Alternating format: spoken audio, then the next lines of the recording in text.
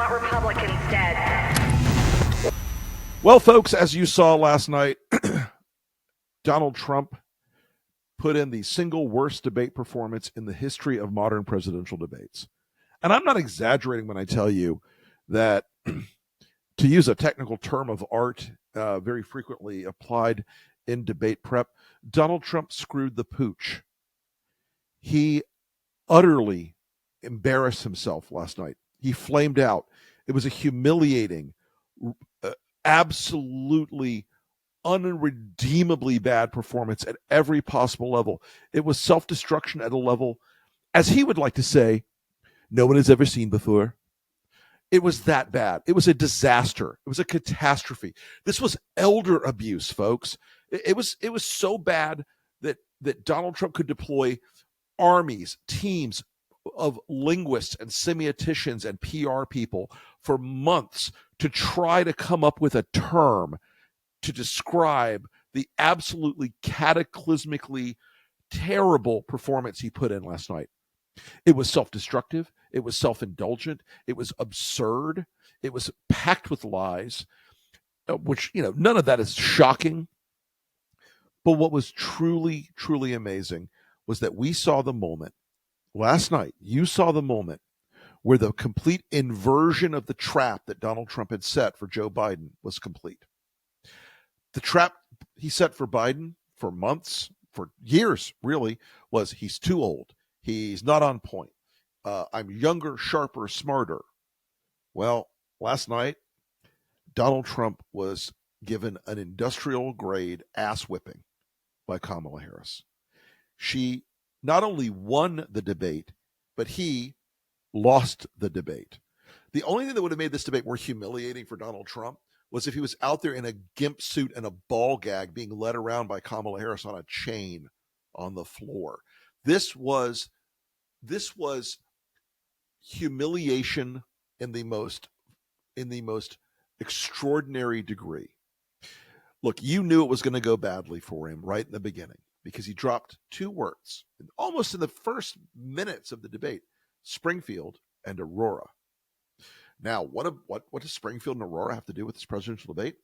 Well, on the MAGA right now, there is a false, deceptive lie being told that Haitian immigrants are in communities now. They're invading apartments, they're taking over, and they're eating people's pets. Guys,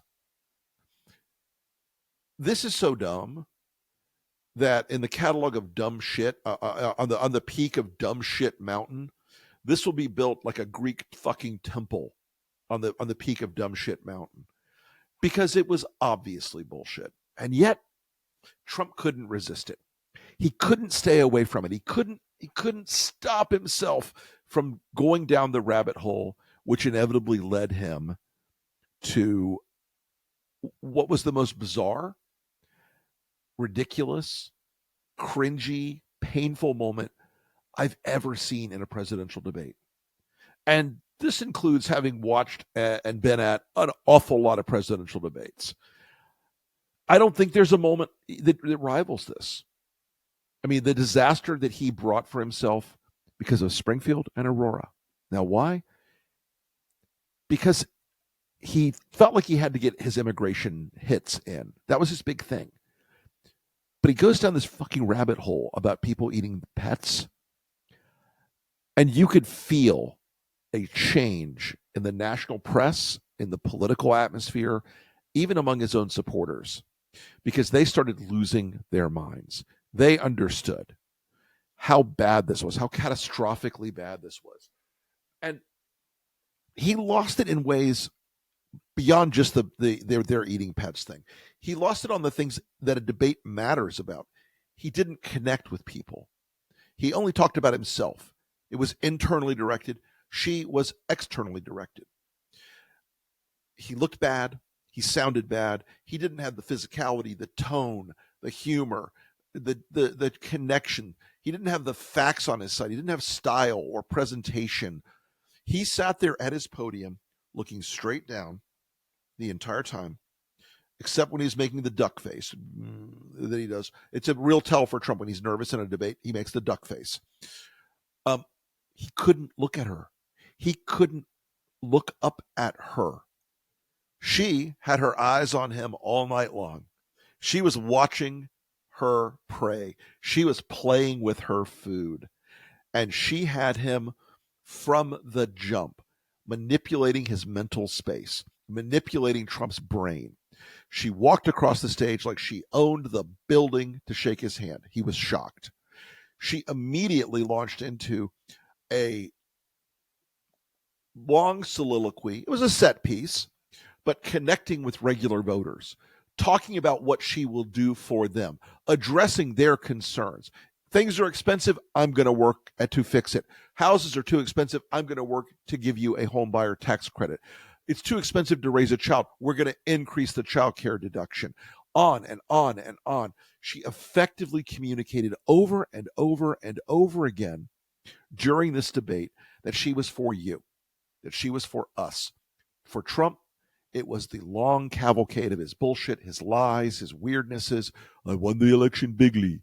January 6th, those are people, the people attacking the cops, he described them as people on our side. He said, they're on our side. They're Trump's side. Astoundingly tone deaf. He couldn't come out and say he would prefer to have Ukraine win the war against Russia because he's on the other side. He couldn't come out and name a single thing he would do for America other than these vague, I will make America's economy so great, you won't believe it with my tariffs. Arguing for tariffs is the least conservative element of Trump's very unconservative economic plan. Tariffs are a massive tax hike on every single American family. You don't get the massive tax hike of tariffs. It's not paid for by China or other countries. It's paid for by you.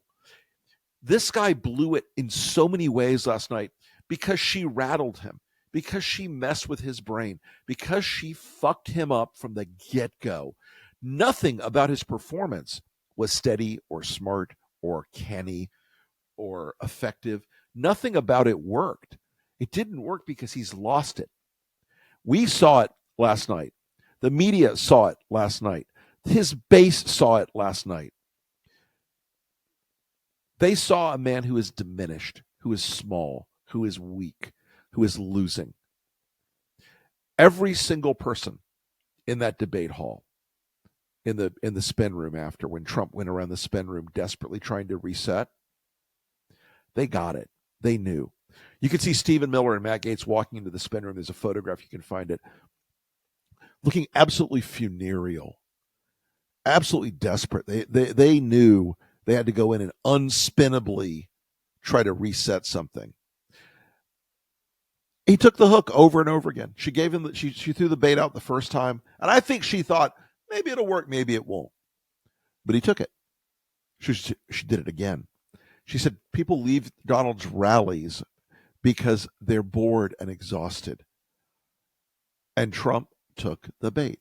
She threw out Central Park 5, and Trump took the bait. Over and over and over. One thing you don't want to do in a debate is accept the other guy's predicate and then repeat it. So, for instance, when he said, her father's a Marxist, everybody knows she's a Marxist, and her father was a Marxist professor who taught her well. You know what she did? Instead of taking the bait and saying, no, he's not, or no, I'm not, that's ridiculous, she rolled her eyes. She laughed. She's like, come on, moving on.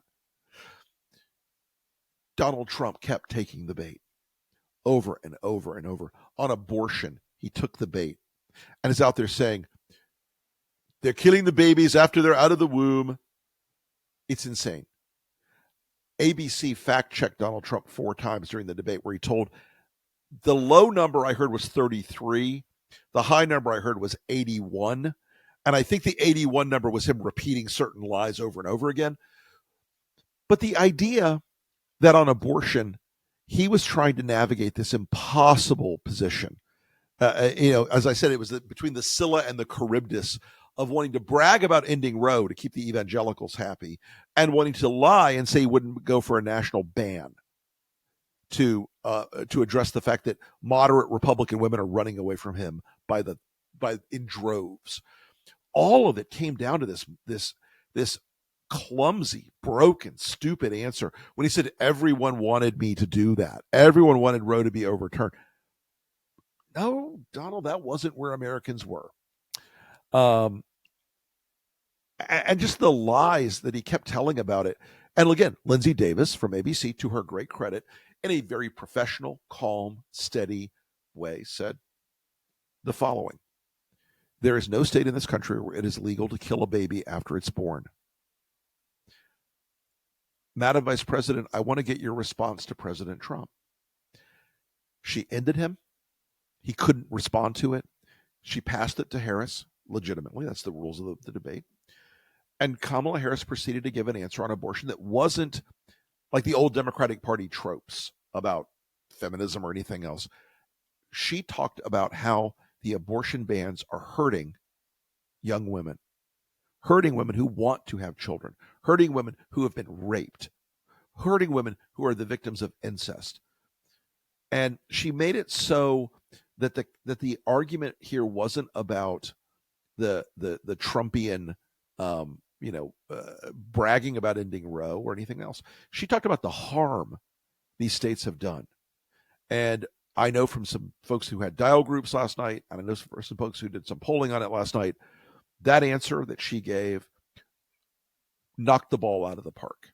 You can't even see them. The ball's in orbit from that answer. And Trump really hurt himself. He didn't get the evangelicals fired up because they wanted to hear that he's going to ban it nationally. They wanted to hear that he's going to ban IVF. They wanted to hear those things, and he couldn't give them to them. He tried to navigate through, and the only thing in the middle of this highway is a yellow line and roadkill, and he's roadkill. So look, last night was a magnificent performance. Okay, a magnificent performance. I have to read you, though, the quote that ended Trump's campaign. And I say this, that it ended the campaign, and I mean it, because it was so deranged. It's the eating pets quote. It was so deranged. It showed you that he's listening to the right-wing media bubble and Laura Loomer and all these kooks and weirdos and freak show people. And I'm going to do it in my bad Trump imitation. And look at what's happening in the towns all over the United States. And a lot of towns don't want to talk. Not going to be Aurora, Springfield. A lot of towns don't want to talk about it because they're so embarrassed. In Springfield, they're eating dogs. The people that came in, they're eating the cats. They're eating the pets of people who live there. And that's what's happening in this country. And David Muir corrected him. And Trump, he doubles down. He goes, the people on television say my dog was taken and used for food. So maybe he said that, and maybe that's a good thing to say for a city manager. At that moment, one of Trump's most senior people sent me a meme of people burying or shoveling dirt into a grave. They know how bad it was. They know what a disaster it was. They know that Trump's campaign last night moved into a whole new phase. It's the end game. It's the end state. It's the final act of a terrible play. Republicans, Fox, they couldn't defend it on Fox last night.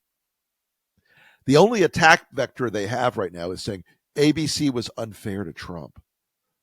Those moderators were as straight up the middle as I've ever seen in a debate. Those moderators were as clean and professional and journalistically sound as anyone I've ever seen in a debate.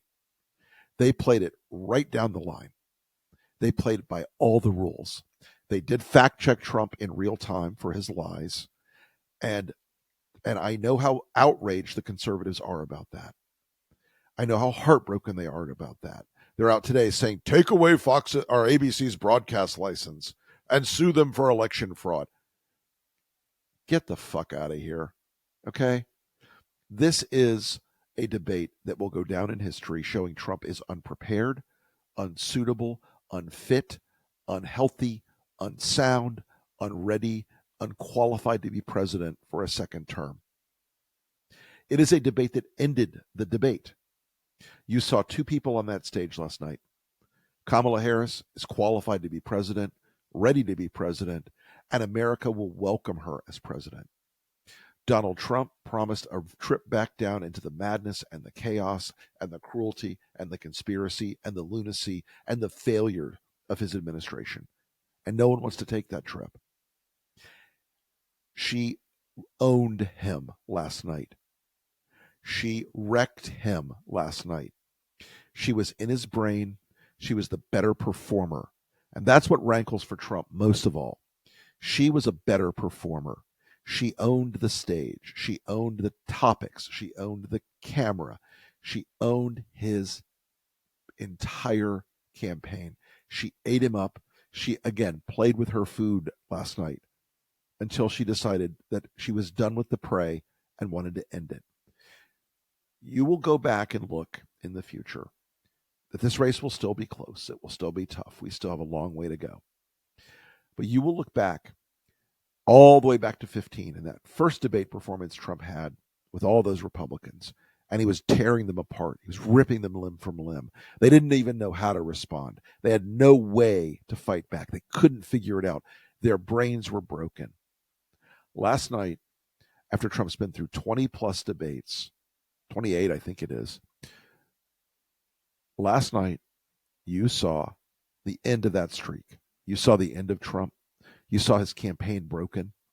You saw people at Trump's campaign last night who were desperate to find any reason to let this thing end. They know the patient is dying. He's in political hospice care right now, and it's only a matter of when they slip the needle in and put him to sleep for the last time. It's over, Donald. You know it is. The fight's going to still be ugly, but it's a dead animal still twitching and kicking. Dead, but too stupid to lay down and let us all have some peace and quiet. Great performance by the vice president. Terrible performance by Donald Trump. And, of course, at the end, Taylor Swift put the icing on the cake, the last knife in the fight, and endorsed Kamala Harris. Hell of a night. Talk to you soon.